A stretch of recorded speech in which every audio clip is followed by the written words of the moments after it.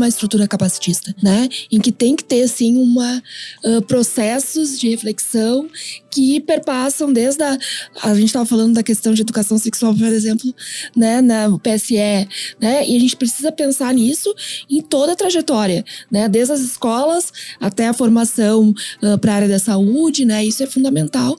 E também ter trabalhadores valorizados, né? O vínculo, tudo mais, para que essa educação permanente chegue na ponta, né? E que, enfim, as pessoas possam se sentir contempladas nesse espaço que é um espaço que precisa ser de cuidado. Se o tema saúde sexual já é muitas vezes considerado um tabu, ele ainda é mais estigmatizado quando abordamos a saúde sexual das pessoas com deficiência. Mesmo os direitos sexuais e reprodutivos sendo para todos, é comum que a sexualidade da pessoa com deficiência seja invisibilizada. E muitos profissionais da saúde e familiares não sabem como abordar esse assunto e nem a importância dele.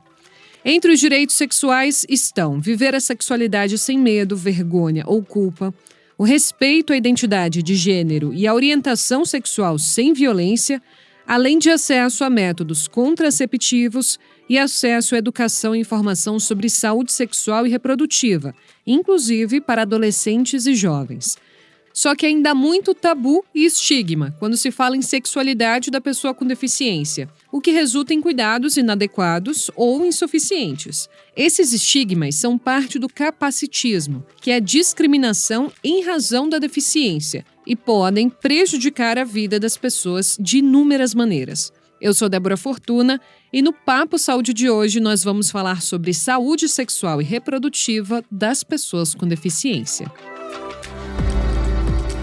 Ministério da Saúde oferece Papo Saúde, conversas que cuidam.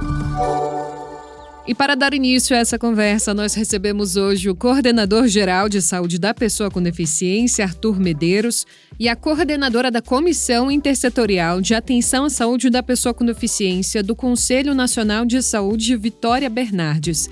Sejam bem-vindos ao Papo Saúde. Eu vou pedir para vocês dois começarem se descrevendo para os ouvintes. Olá, prazer estar aqui mais uma vez. Eu sou Arthur Medeiros, sou um homem branco, alto, careca, uso barba e estou vestindo um terno cinza e uma camisa branca. E na lapela eu tenho o bottom do Ministério da Saúde, do SUS, e o bottom da Saúde Sem Limite, que é a marca da Rede de Cuidados da Pessoa com Deficiência.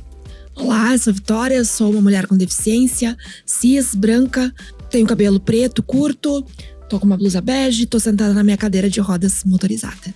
Bom, eu sou a Débora, eu sou uma mulher de 30 anos, alta, de cor branca, cabelos lisos e pretos, e eu tô vestindo uma blusa roxa e uma calça levemente esverdeada.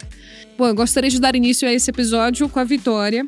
Vitória, se você puder contar pra gente um pouco sobre a sua vivência, você acha que ainda há muito tabu quando falamos de saúde sexual de pessoas com deficiência? Com certeza, né? Primeiro, agradecer o convite, a oportunidade de diálogo, né? Aproximar e falar de uma temática que é completamente invisibilizada, né? Para as pessoas com deficiência como um todo, mas sobretudo para as mulheres com deficiência, né? Em que o gênero é apagado, mas a gente sabe que o gênero é crucial na questão do acesso ou não, né? Dos nossos direitos sexuais e reprodutivos. Bom, eu me tornei uma mulher com deficiência aos 16 anos de idade. E o primeiro lugar que eu entendi que eu era uma mulher com deficiência foi quando eu acordei no hospital e foram me dar banho. E aí, eu imagino, uma menina de 16 anos de idade, sem sentir parte do meu corpo. Entraram homens pra me dar banho. Eu falei, não quero. E, enfim, teve lá uma argumentação com a minha mãe e tudo mais. Acabou que o hospital disse, não, a gente que manda aqui, né? Não dessa forma, mas o recado foi esse. E eu nem me lembro de como foi, porque bloqueou. Então, o recado muitas vezes é que nós não temos escolha sobre os nossos corpos. Então, assim, para coisas tão básicas, por exemplo, como tomar um banho, que tu não tem o direito de escolher quem que vai num espaço de cuidado, que era o hospital, imagina para dizer que eu poderia exercer minha sexualidade, ou que forma eu poderia exercer minha sexualidade de forma segura. Qual é o melhor método contraceptivo? Como eu poderia usar preservativo? Porque também não é só a questão de concepção, a questão de, né, exercer a sexualidade de forma segura, enfim. Então, com certeza, isso foi algo que foi marcado na minha trajetória e ainda é, né? Então, até na questão de direitos reprodutivos, eu sou mãe. E foi para eu conseguir um ginecologista, um obstetra que me reconhecesse também enquanto mulher que estava gestando, foi 5 meses da minha gestação. Então, assim, é um processo muito violento, porque negar a sexualidade é negar também uma parte tão importante de ser humana. Então, realmente é algo que marca muito, infelizmente, não só a minha história, né, mas trazendo elementos da minha história, porque realmente é algo que acontece para diferentes mulheres com deficiência. Bom, a gente começou falando sobre tabu, mas a gente vai voltar um pouco e falar sobre os direitos, né, que é super importante. Doutor Arthur, o que são os direitos sexuais? Perfeito. A gente precisa entender que o SUS, ele é organizado por políticas, né? E no ano passado a gente teve a atualização da Política Nacional de Atenção Integral à Saúde da Pessoa com Deficiência. E até por uma demanda, uma necessidade histórica, a garantia dos direitos sexuais e reprodutivos foi incluído na política. Portanto, o SUS assume essa responsabilidade de cuidar e de zelar e de garantir que essas pessoas tenham acesso aos seus direitos. Com isso, a gente tem que pensar que precisamos qualificar os trabalhadores para que eles reconheçam essas pessoas e as necessidades dessas pessoas. A gente trabalha com o princípio da equidade. O princípio da equidade é a gente garantir que essas pessoas tenham acesso àquilo que elas necessitam. A Vitória acabou de falar da experiência dela como mãe. A Vitória tinha essa necessidade. Os profissionais precisam estar preparados e qualificados para isso. E o SUS tem avançado nessa temática, sobretudo muito recentemente, óbvio, mas a gente tem avançado no sentido de qualificar esses profissionais. Temos trabalhado com materiais, temos uma parceria muito grande com a Fiocruz, com a Escola Nacional de Saúde Pública, que tem desenvolvido cartilhas, guias, e um dos mais recentes foi um guia sobre saúde sexual e reprodutiva das pessoas com deficiência, que é justamente a gente levar isso de uma forma simples, não só para os profissionais, mas a todas as pessoas, para que elas garantam e entendam as suas necessidades e os profissionais reconheçam isso e possam auxiliá-las nesse processo, né? Até porque quando a gente fala sobre esses tabus e preconceitos, a gente também está falando de capacitismo, né? Que é um obstáculo enorme na vida dessas pessoas, porque infantiliza as pessoas com deficiência e também parte do pressuposto que eles não têm direito a uma vida sexual. Ou então julgam, né, se houver essa vida sexual ativa. E parte daí, né, a importância de falar sobre esse tema. Sem dúvida. O capacitismo, ele é muito gritante quando a gente fala de saúde sexual reprodutiva. Porque as pessoas com deficiência, elas, além de serem invisibilizadas, elas são assexuadas para as pessoas. Então essa é a forma mais gritante, mais clara do que é o capacitismo, né? É não reconhecer que essa pessoa tem desejos, tem a sua orientação sexual, tem as suas necessidades sexuais e que isso precisa ser atendido e os profissionais precisam estar preparados para isso, né? E é importante também a gente entender que tem que trazer a perspectiva de gênero, né, para dentro da deficiência. Então, qual é o lugar da mulher? Ainda tem uma necessidade de rompimento no lugar só de reprodução, né? Que a mulher serve dentro dessa estrutura, né, para esse papel de reprodução mesmo. E nós, mulheres com deficiência, tem toda uma ideia capacitista, hegemônica aí, e eugênica de que nós geraremos corpos com deficiência, corpos incapazes para exploração da força de trabalho, né? Eu acho que é algo muito complexo e que a gente tem que trazer essas camadas também, porque quando olha para uma mulher com deficiência, mas como que tu não serve para reprodução?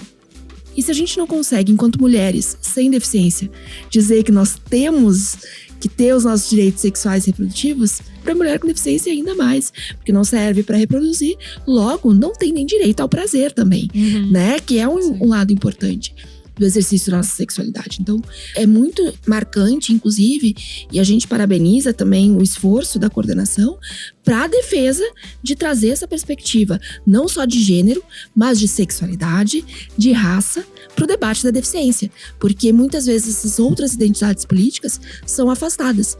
E se a gente não for vistas nessa integralidade, nós não vamos acessar esses direitos, inclusive no cuidado dentro do Sistema Único de Saúde. E uma outra questão aliada a isso, do capacitismo, é justamente o risco de saúde pública.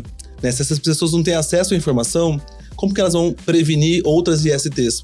Ou prevenir ISTs, por exemplo. Né? Elas não sabem o que elas podem fazer, como devem fazer, quais os mecanismos seguros. Então, tudo isso precisa ser levado em consideração, né? Sim, inclusive tem pessoas com deficiência que são LGBTQIAPN+, né? Então, há gays, lésbicas, queers, bissexuais, transexuais, intersexuais, ou seja, pessoas diversas. Agora a pergunta é, o preconceito ainda é mais cruel para essas pessoas? Sem sombra de dúvida, né? Eu acho que as dinâmicas de poder, elas realmente são dinâmicas, né?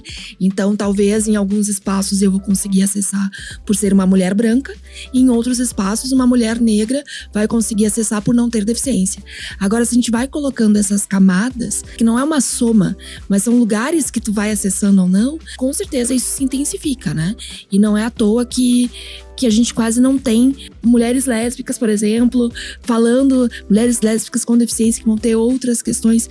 A forma de prevenção para IST é diferente do que eu enquanto uma mulher hétero, né? Então isso precisa ser considerado, só que para isso a noção de que nós, né, somos seres sexuais também, isso precisa primeiro ser considerado para essas outras questões também serem consideradas, né? Nessa perspectiva é importante lembrar o conceito de interseccionalidade, porque não é que toda mulher, por exemplo, lésbica com deficiência vai ter as mesmas necessidades ou as mesmas dificuldades. Se a gente leva o conceito de raça e agrega isso, a localização onde ela mora, se ela mora na região norte ou se ela mora na região sul, é uma mulher lésbica, negra, mas que a diferença de regiões já traz a elas outras necessidades. Então, a gente precisa lembrar de reconhecer essa pessoa como um todo. E esse todo, essas intersecções é que vão demonstrando as necessidades de cuidados para essas pessoas, né? E Vitória, você falou que é mãe. A gente pode falar um pouco sobre a sua gestação?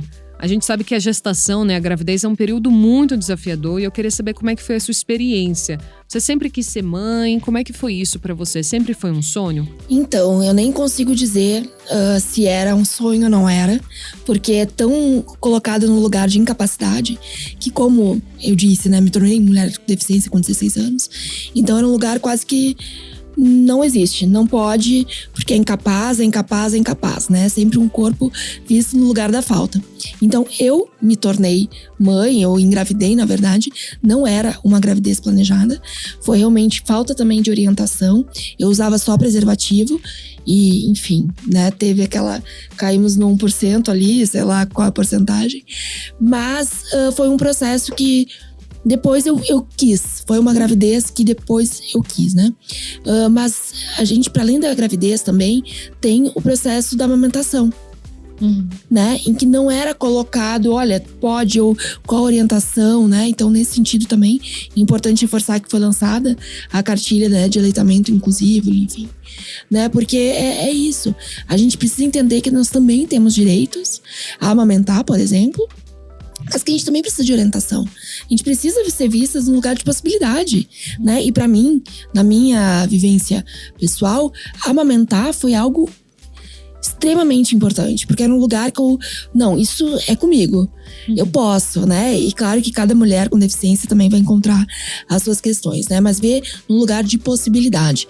Então, realmente foi um desafio muito grande, que é prazeroso se tu tem acesso à informação, mas ainda temos poucas informações e poucos trabalhadores e trabalhadoras entendendo a gente nesse lugar, né? Então esse é um processo importante que realmente demanda muitas iniciativas para que a gente consiga garantir lá na ponta que possa ser um lugar de prazer que é, né? Mas até isso também o capacitismo nos tira, né? E a gente não pode naturalizar e seguir perpetuando essa exclusão, né? Até porque há mulheres com deficiência que sonham em ser mães e são invisibilizadas, né? É importante a gente falar que é possível e discutir não apenas os direitos sexuais, mas também os direitos reprodutivos, né, das pessoas com deficiência. Com certeza. E uma outra questão nessa perspectiva é que, pelo apagamento, muitas das vezes, a gente verifica a violência sexual contra essas pessoas.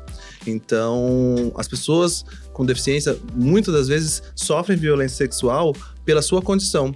E por não saber os seus direitos, não terem seus direitos assegurados, garantidos e reconhecidos, acabam legitimando essa violência e tendo como normalidade, sendo que, na verdade, a sexualidade ela deve ser consentida mutuamente, né? Então a gente precisa também garantir o acesso à informação adequada para que possamos também ser agentes de prevenção de violência contra essas pessoas, né?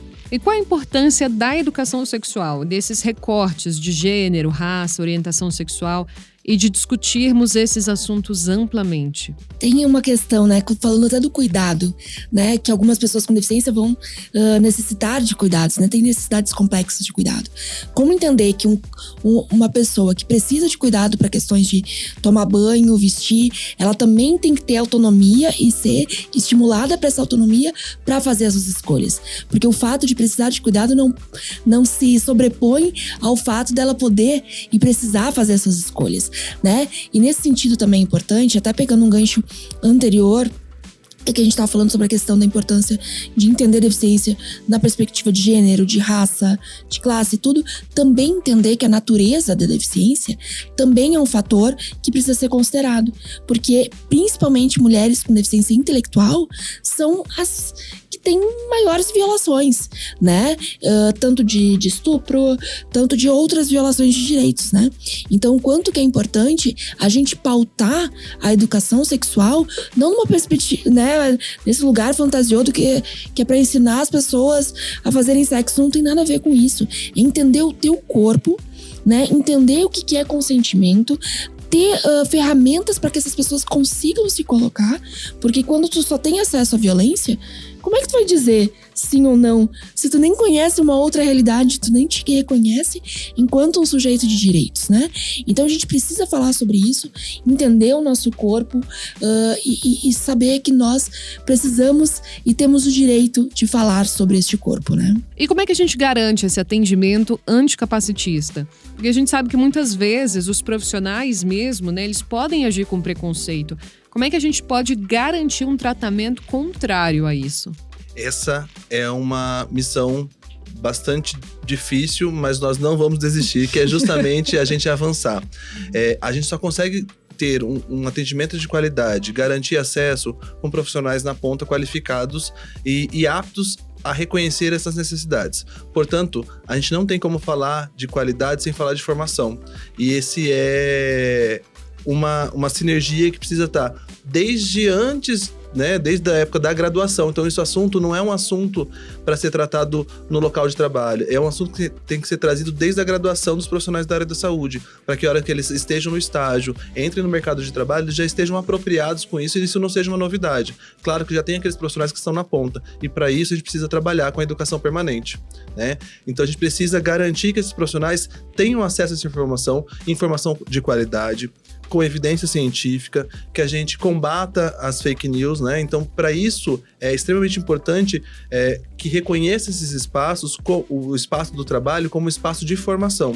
Então, nessa perspectiva, né, a gente tem avançado com cartilhas, com materiais de divulgação, com vídeos, para que a gente possa estimular. E sem sombra de dúvidas, isso é o início para que a gente possa ir caminhando cada vez mais.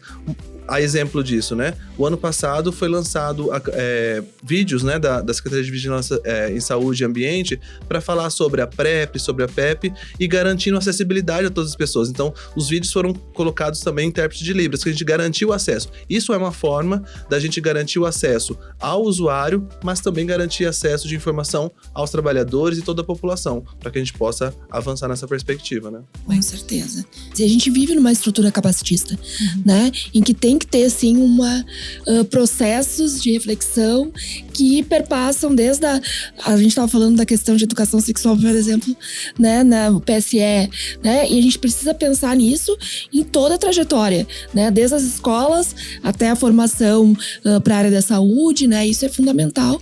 E também ter trabalhadores valorizados, né, o vínculo, tudo mais, para que essa educação permanente chegue na ponta, né? E que, enfim, as pessoas possam se sentir contempladas nesse espaço que é um espaço que precisa ser de cuidado, porque é para isso que é proposto, né? Então, realmente a formação é essencial. E pra gente encerrar, uma última pergunta. A gente tem falado muito, né, sobre o tratamento, principalmente dos profissionais da área da saúde, mas a gente sabe que muitos familiares também podem ser capacitistas, né? Familiares de pessoas com deficiência. Então, pais, irmãos, tios, companheiros e companheiras. Então, para os pais de pessoas com deficiência que estão nos ouvindo e para os companheiros, né, dessas pessoas também, qual é o último recado? Acho que a gente precisa distanciar, né, o controle do cuidado.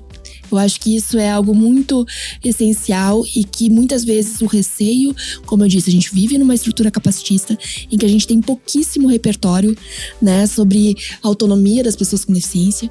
Então, acho que a gente precisa ter essa reflexão, precisa também de políticas públicas que garantam essa reflexão, né, porque não dá para ser numa lógica individualizada, né, que daí fica uma questão de sorte. Se tu nasceu numa família que tem essa abertura, opa, ótimo. Se tu não nasceu, tenta na próxima, não dá, né?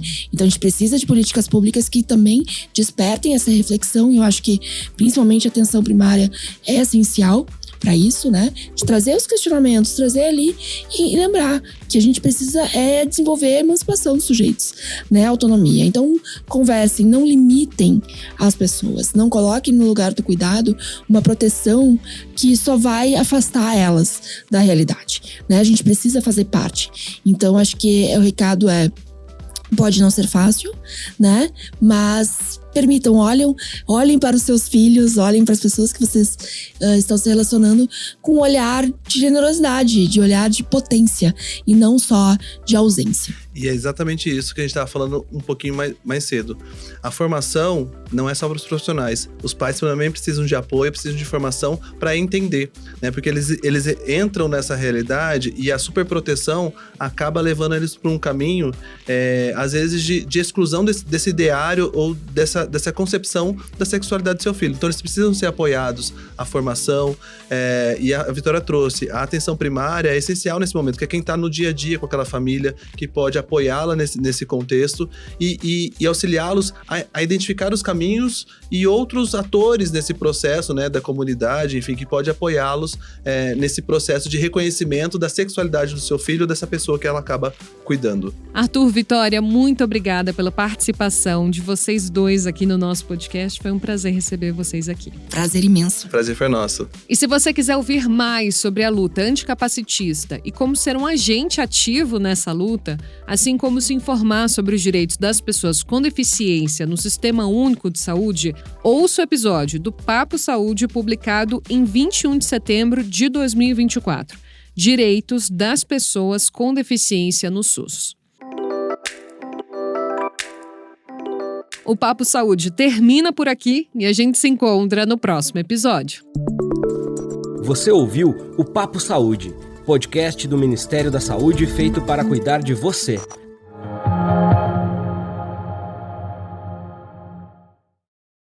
Em novembro de 2024, as vendas no comércio varejista no Brasil variaram negativamente 0,4% na comparação com o mês anterior, quando tiveram variação positiva de 0,4%.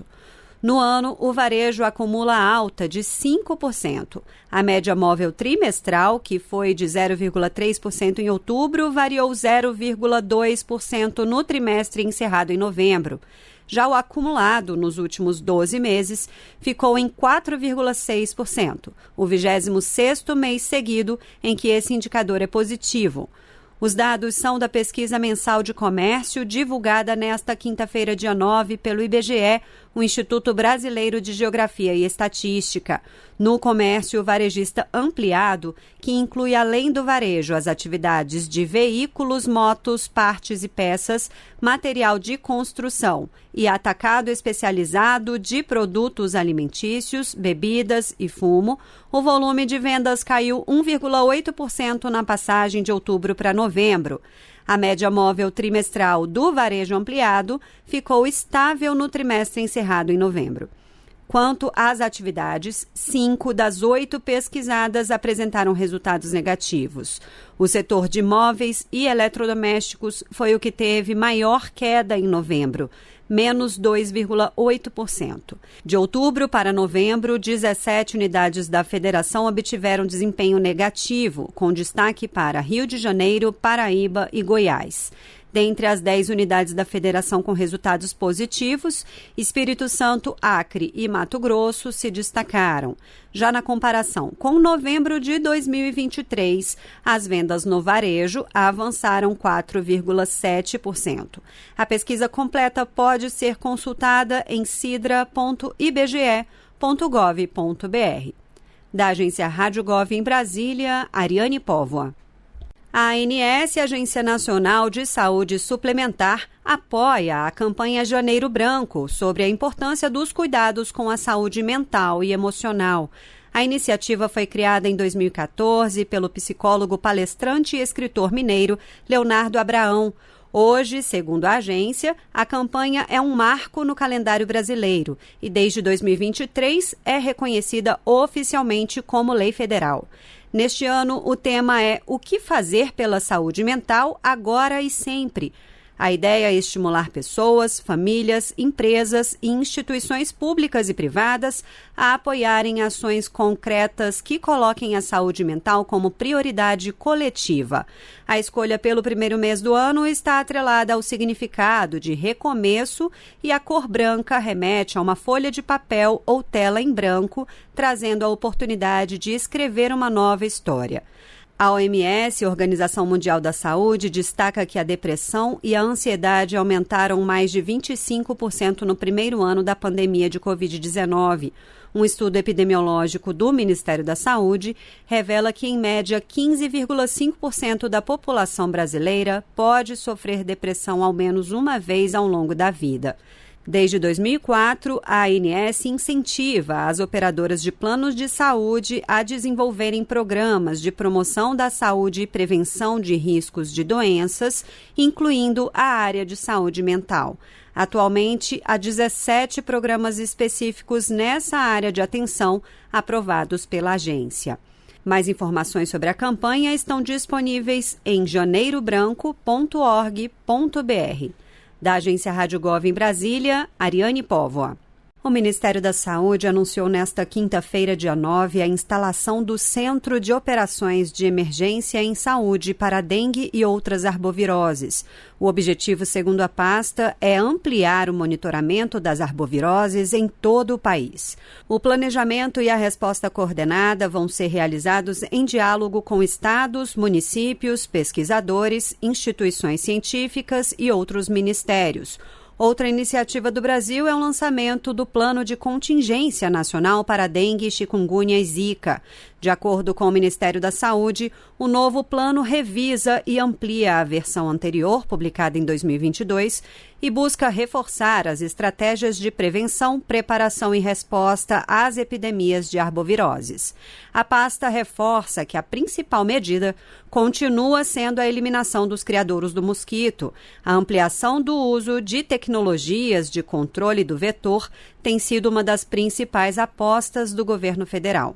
Em 2024, o Brasil registrou 6.600.000 casos prováveis de dengue e 6.000 óbitos. Em 2025, até a quarta-feira, dia 8, foram notificados 10.100 casos prováveis da doença e 10 óbitos estão em investigação. Do total de casos, 50% estão concentrados nos estados de São Paulo e Minas Gerais. A região Sudeste responde por 61,8% das ocorrências. Da Agência Rádio Gov em Brasília, Ariane Póvoa.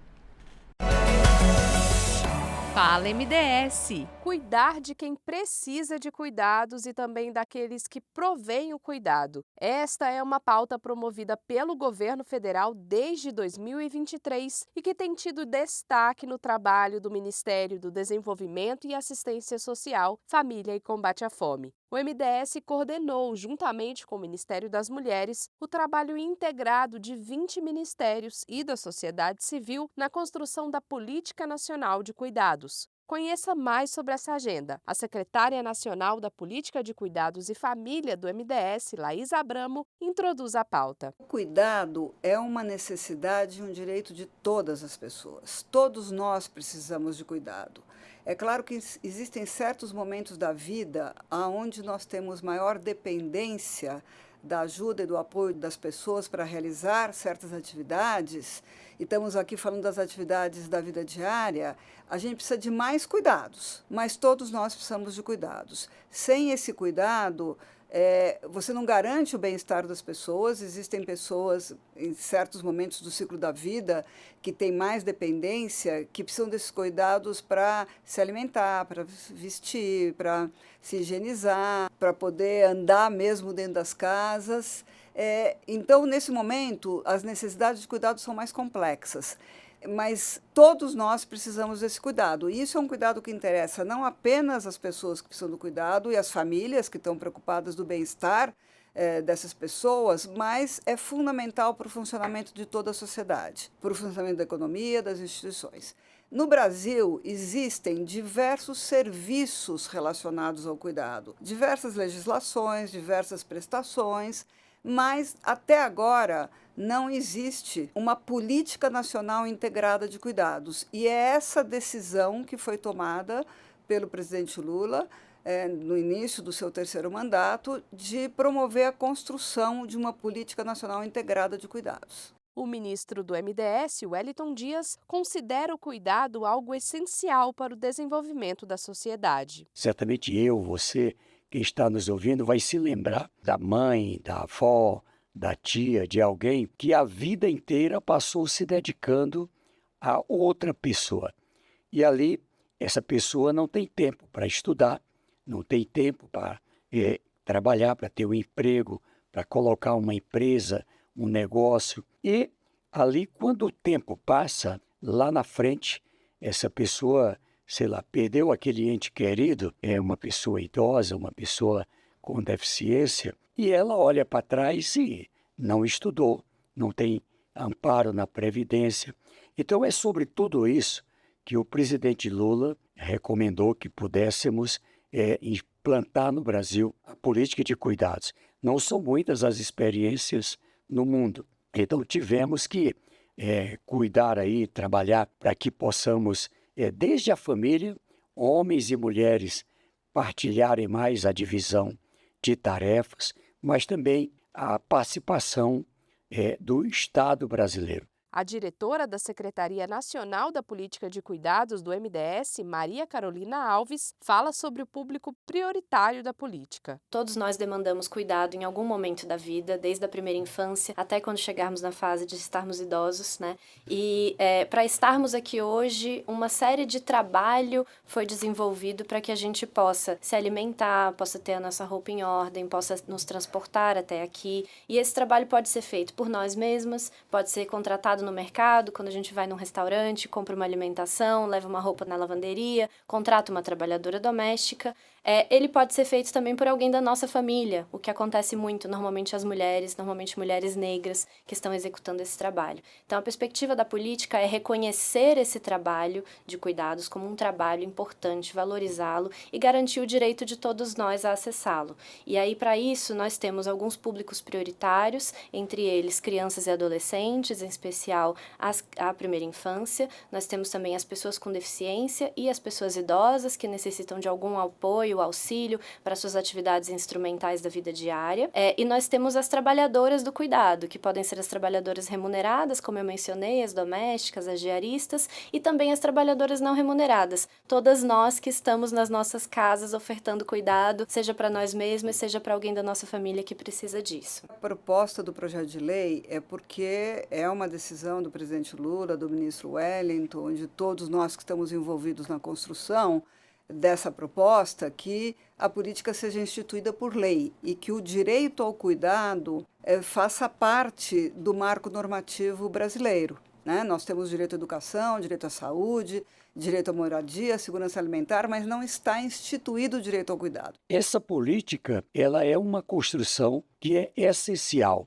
para a qualidade de vida, principalmente das mulheres, as mulheres mais pobres, as mulheres negras, pardas, são aquelas mais afetadas, e o governo federal quer alcançar essas pessoas para mais dignidade. As políticas públicas vêm exatamente no sentido de garantir o direito ao cuidado para as pessoas que necessitam. Que pessoas? Todos nós. Só que dentro dessas necessidades, a gente definiu que existem públicos prioritários, que são crianças e adolescentes, com ênfase na primeira infância, pessoas idosas e pessoas com deficiência que precisam dessas atividades de apoio, e as trabalhadoras e os trabalhadores remunerados e não remunerados do cuidado. A diretora da Economia do Cuidado no MDS, Luana Pinheiro, explica o olhar especial dado às trabalhadoras domésticas. E as trabalhadoras domésticas, elas constituem um dos públicos prioritários do plano, porque são, hoje no Brasil,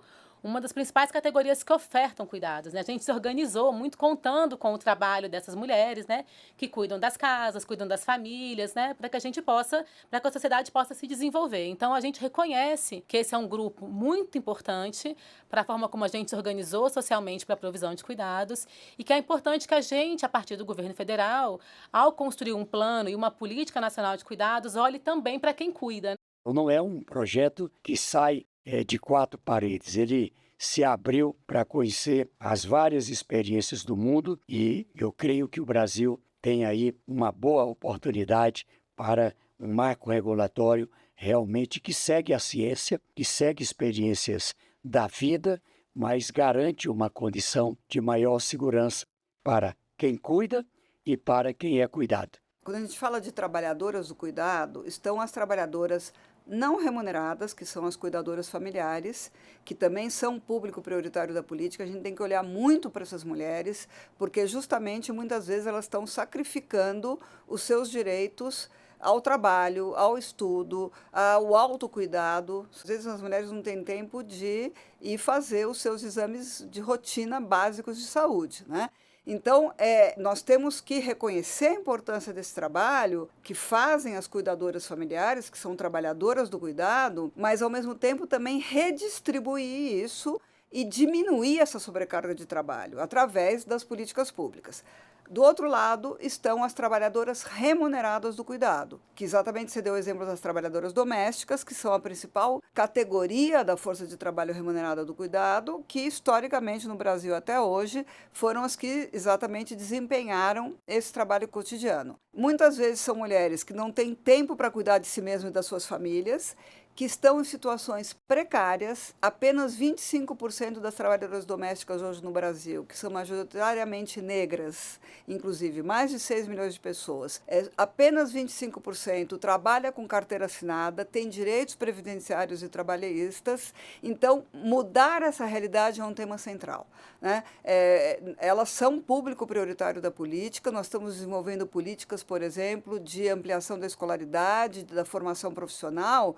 E o eixo aqui é garantir o trabalho decente para essas trabalhadoras remuneradas do cuidado, entre as quais as trabalhadoras domésticas são um setor-chave. Quando a gente olha para as trabalhadoras domésticas, elas têm uma dificuldade em acessar direitos básicos, né? Tanto previdenciários quanto trabalhistas. Não tem carteira de trabalho assinada. A gente tem visto ao longo dos anos um crescimento muito grande da oferta de trabalho na modalidade diarista, que são trabalhadoras que não têm os direitos ainda assegurados. Então, elas estão crescendo muito e estão descobertas socialmente. Quando chega no momento da velhice, por exemplo, não tem acesso a uma aposentadoria, né? Nenhuma possibilidade de estar protegida em algum momento em que não podem prover trabalho, né? De forma remunerada. Então, ao mesmo tempo, elas são mulheres que se dedicam em jornadas muito extensas, muitas vezes vivenciando situações de assédio, exploração, no ambiente de trabalho, e a gente tem um público realmente muito importante, muito prioritário quando a gente está pensando uma política, um plano nacional de cuidados. A ideia de olhar ao mesmo tempo para quem demanda cuidado e para quem cuida é uma grande inovação que tem sido feita agora a partir do Plano Nacional de Cuidados. Então, quando a gente pensa em quem cuida, a gente está olhando tanto para quem cuida de forma remunerada,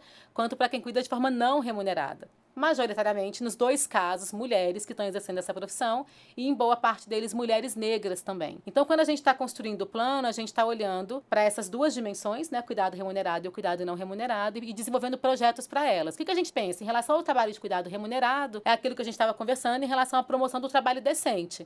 A gente quer valorizar, reconhecer o trabalho que essas mulheres fazem e garantir condições dignas de exercício do trabalho. Não dá para a gente ter uma categoria tão importante, que é tão desprotegida e que enfrenta tanta precariedade e exploração no cotidiano do trabalho. Não são situações esporádicas, né?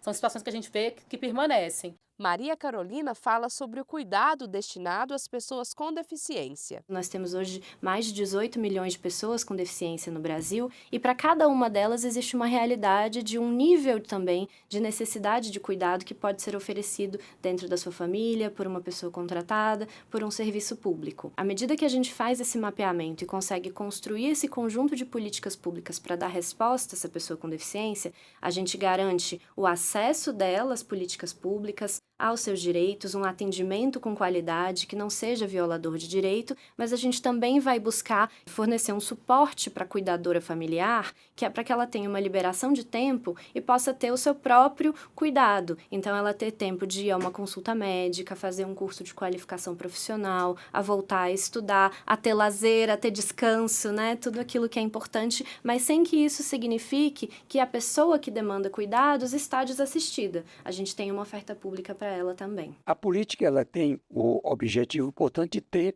essa corresponsabilidade nos cuidados, na transformação também cultural, não é, que cada vez mais tarefas distribuídas entre homens e mulheres, para que com isso a carga não é seja, vamos dizer assim, mais adequada. Eu destaco ainda esse olhar na política não só de gênero, mas também de classe. Política de raça, política de ética, é claro, respeitando a religião, respeitando os costumes. Nós estamos trabalhando muito, nós estamos vivendo num país que está envelhecendo rapidamente. Cada vez mais as famílias são menores, o número de pessoas idosas é maior e tende a aumentar. Então, todos os serviços dedicados ao cuidado das pessoas idosas, que são desde, por exemplo, as equipes de saúde da família e uma série de outras políticas que existem na saúde e as políticas de assistência social, essa é uma área muito importante de integração. Entre elas, por exemplo, isso a gente também está sendo discutido nesse processo de construção do plano de cuidados, aprimorar os serviços de atenção domiciliar à pessoa idosa.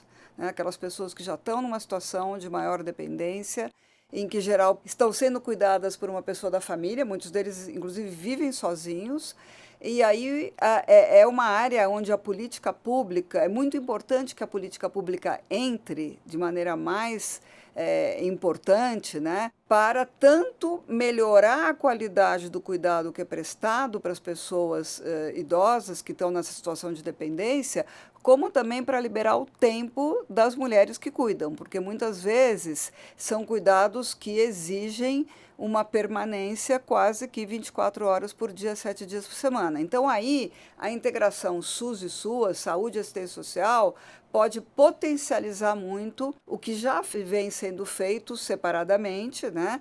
E também expandir a atenção da política pública. E ele vai, então, tentar promover a ideia de uma corresponsabilização social e de gênero pelos cuidados. O que significa isso? A ideia de que a gente possa, hoje o cuidado ele é muito fortemente provisionado pelas famílias e pelas mulheres, que a gente possa compartilhar isso entre Estado, entre mercado, entre comunidade e famílias, e entre homens e mulheres no espaço da sociedade, né? Que todo mundo se sinta responsável pela provisão do cuidado.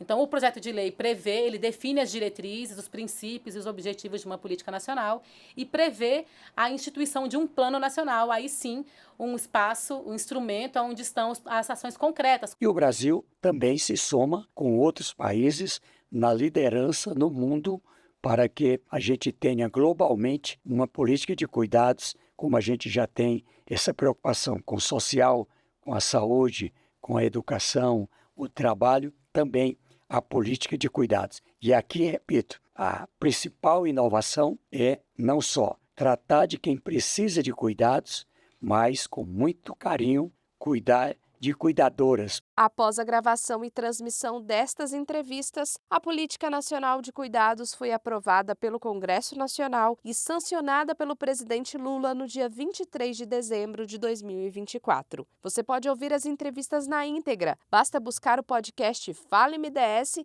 nas plataformas Spotify, Amazon, Deezer, Apple Podcasts e SoundCloud. Também quero convidar a todos vocês para nos seguirem nas redes sociais. No WhatsApp tem o canal oficial Ministério do Desenvolvimento Social. Pelo Instagram, estamos no @MDSGovBR, no YouTube no @MinDesenvolvimento. Se preferir, temos o Disque Social pelo número 121. Obrigada pela audiência e até o próximo Fala MDS.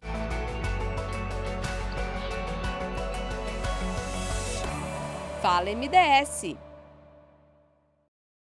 As recentes alterações nas regras do Benefício de Prestação Continuada, o BPC, estão previstas em lei. A legislação foi sancionada na última semana de 2024, no dia 27 de dezembro. O BPC equivale a um salário mínimo pago mensalmente a idosos com 65 anos ou mais e pessoas com deficiência de qualquer idade. O ministro do Desenvolvimento e Assistência Social, Família e Combate à Fome, Wellington Dias, comenta sobre a obrigatoriedade da avaliação da deficiência para todos os solicitantes do BPC com menos de 65 anos. Vai agora ter a avaliação da deficiência. Lembrar que a gente tinha aí um problema de falta de pessoal. Agora, tanto as equipes do INSS, que estão sendo ampliadas por concurso, mas também a rede de saúde credenciada, ali vão poder também atuar para garantir as condições, como manda a lei já de anteriormente, para avaliar o grau daquela deficiência. Outra mudança é referente à atualização do Cadastro Único. Estar no Cadastro Único é essencial para receber o BPC. Os beneficiários vão ter de atualizar as informações do cadastro a cada 24 meses. A nova lei também torna obrigatória a coleta da biometria dos beneficiários para a concessão e manutenção do BPC. As regras vieram no sentido de dar maior eficiência para que a gente possa melhorar a relação com beneficiários e beneficiárias, mas também combater fraude. Esse é o foco, combater fraude, evitar que haja interpretações vazias ali, tudo que tinha de situação que deixava um vazio para qualquer interpretação, isso o Congresso alterou e eu digo agora, isso vai dar mais eficiência. Entre as mudanças mais importantes está a do cálculo da renda do BPC. Vão poder ser descontados do cálculo da renda do BPC os valores previstos em lei, como o valor de outro BPC ou de benefício previdenciário de até um salário mínimo recebidos no mesmo grupo familiar, além de contratos de aprendizagem, de estágio supervisionado, auxílio financeiro temporário ou de indenização por danos sofridos em decorrência de rompimento e colapso de barragens. Há muita desinformação circulando na internet sobre as mudanças no BPC. O MDS recomenda àqueles que recebem o benefício que se informem por meio dos canais oficiais do governo federal, como o site do MDS ou do INSS. Outra opção é o Disque Social pelo número 121. Reportagem Érica Braz. As consequências mais graves da Zika, doença transmitida pelo mosquito Aedes aegypti, é a deficiência congênita, que ocorre quando a mãe tem contato com o vírus durante a gestação. Nesse caso, uma das deficiências mais comuns provocadas no feto é a microcefalia. Agora, todas as crianças que nasceram com deficiência provocada pela Zika entre 1º de janeiro de 2015 e 31 de dezembro de 2024 vão ter direito a um auxílio de R$60 mil. O valor será pago em parcela única pelo INSS e tem o objetivo de amenizar os impactos financeiros provocados pela deficiência na vida das crianças e das famílias. Os critérios para a realização do requerimento do apoio financeiro vão ser definidos em ato conjunto do Ministério da Previdência Social e do Instituto Nacional do Seguro Social, que ainda vai ser publicado. Mas a medida provisória determina como obrigatória a constatação da relação entre a síndrome congênita e a contaminação da mãe pelo vírus Zika durante a gestação e ainda a constatação da deficiência da criança. O benefício não contará para o cálculo de renda da família, de modo a não interferir sobre o recebimento de outros benefícios, como de prestação continuada ou Bolsa Família, por exemplo. Mas o auxílio só será pago a crianças que não tiverem tiverem já sido indenizadas por via judicial. Da agência Rádio Gov, em Brasília, Thaísa Vitória. São grandes empresas. O valor negociado é bilionário e há várias obrigações no contrato. Hoje a gente vai destrinchar o acordo que as empresas Gol e Azul assinaram com o fisco.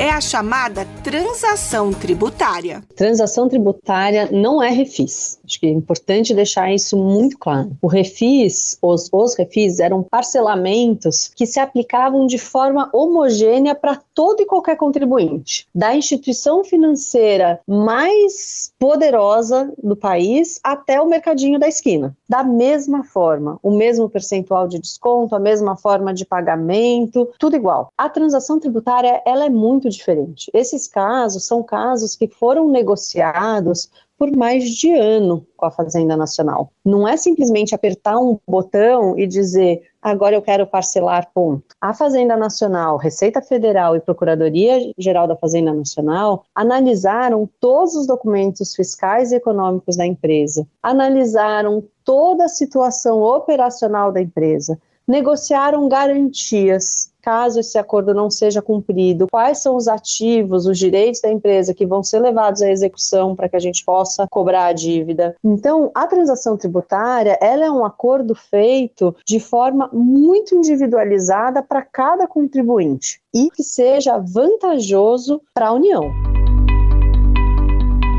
A negociação é individual, cada empresa fechou um contrato único, mas houve denominadores comuns no caso das aéreas Gol e Azul. Ambas as empresas juntas transacionaram mais de 7 bilhões de reais, tá? 7,5 mais ou menos bilhões de reais. Para ambas as empresas, o desconto efetivo concedido foi por volta de 42%. Mas como é esse desconto? Esse desconto incide sobre multa, juros e encargo legal, ou seja, ele incide apenas sobre os acréscimos e nunca sobre o valor do principal do tributo. Além disso, o valor remanescente pós-descontos é pago em dinheiro, em até 120 vezes, e também com créditos de prejuízo fiscal. E uma vez que a gente aplica esses descontos e consolida esses valores para que o contribuinte comece a pagar de forma parcelada, esse montante é mensalmente atualizado pela Selic. Então não é que a gente afasta todo e qualquer juros da dívida.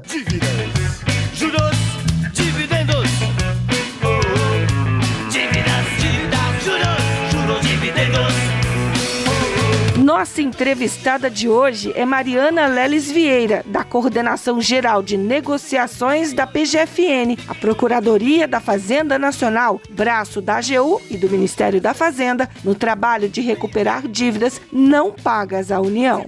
Essas dívidas que estão sendo transacionadas, elas estavam em litígio judicial, ou seja, elas estavam sendo discutidas ou em sede administrativa, no âmbito do CARF, que é o Conselho Administrativo de Recursos Fiscais, ou perante o Poder Judiciário. Ou seja, essas dívidas ainda ficariam muitos anos sendo debatidas. Esse tributo é devido ou não é devido? Quanto que ele é devido? Que tipo de dívidas, doutora Mariana? São dívidas tributárias, mas também dívidas relativas a tarifas aeroportuárias, cobradas pelo DCEA, mas a grande parte são dívidas tributárias. Como acho que a grande maioria da população sabe, os tributos no sistema brasileiro, eles são muito discutidos no âmbito do judiciário e esses processos levam anos, certo? Então, quando a Fazenda Nacional negocia com uma empresa, a gente está ganhando não só o recebimento imediato desses valores, como a extinção desses litígios. A dívida é integralmente confessada por ambas as empresas.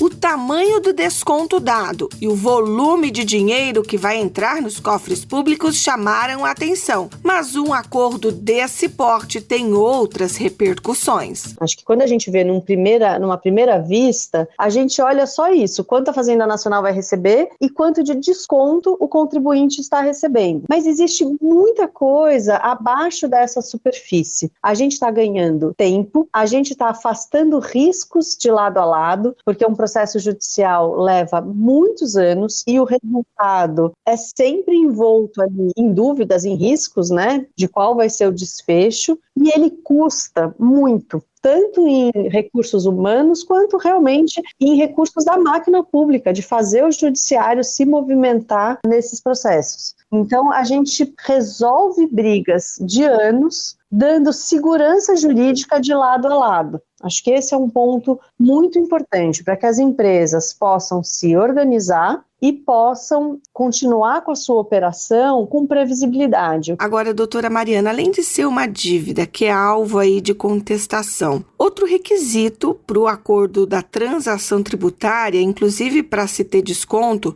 é a falta de condições de pagamento da empresa. No caso da Gol, da Azul, isso foi contemplado? Elas não tinham condições? Sim, está contemplado, porque quando a gente olha a capacidade de pagamento da empresa, a gente olha todo o contexto operacional e econômico daquela empresa. Então, por exemplo, a Gol está num procedimento que é uma espécie de recuperação judicial na justiça norte-americana, que a gente chama do procedimento do Chapter 11. Então, a Gol já está negociando com seus credores perante a justiça norte-americana. E esse processo, por exemplo, envolve a afetação de uma série de ativos da empresa para pagar as dívidas com outros credores.